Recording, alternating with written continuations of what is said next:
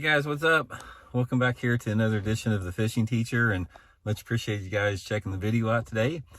Today's topic, we're going to talk about what is the best month of the year to fish at. A lot of you guys out there that are getting started in fishing may not know a lot about like seasonal patterns of fish and seasonal movements, and when are the best and worst times to fish. So today we're going to talk about if you got 1 month out of the year, and I know a lot of people with their schedules are busy, they can't fish all the time, they want to go when the fishing's good.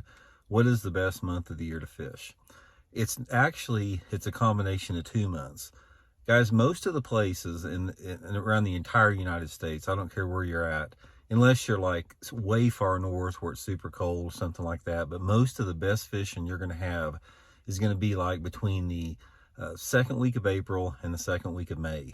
That time of year, there's more fish that are active and shallow and ready to be caught than any other time of the year. And there's also larger fish that time of year in shallow water.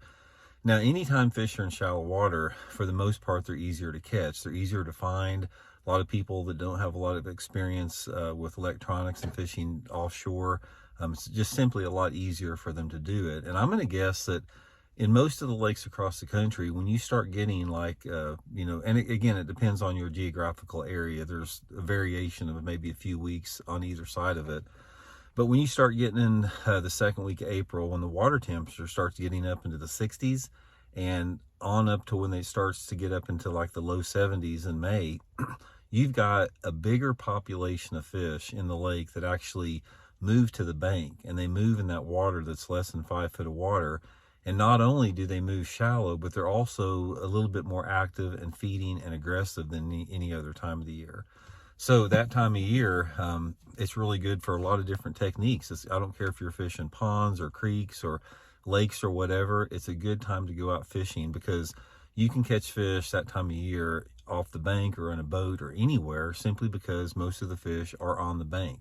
So one of the places I would recommend going if you fish lakes and you want to have some good places to fish there, that time of year, not all of them, but most of the fish are going to be like in the back 2/3 of the coves. So if you look at a map of a lake or something like that, just pick out some good looking coves and go about 2/3 of the way back into them and simply start fishing any visible shoreline cover that you see. It could be laydowns, docks, it could be rocks, it could be gravel, just whatever your lake has. And you're going to have a lot of fish from the 2/3 of the way back into those coves all the way to the very back ends of those coves. That's going to be a really good place for you guys to start fishing. And a lot of different lures work. About any type of lure works. A plastic worm reel's good. A topwater lure can work good. A thing called a floating worm and a fluke can work good. We'll talk about that in some later videos. But anyway, if you're wanting to go fishing, I don't care if you're wanting to let the kids catch some fish with a worm and a bobber, the mid-April to mid-May is the time to go most of the places in the country. And now, if you're fishing up where it's like somewhere in upstate New York, April's maybe a little bit too early, but those are going to be held back for maybe 3 or 4 weeks before they catch up with everybody else. So, guys, hope you all are doing good, and we'll check in later. See you.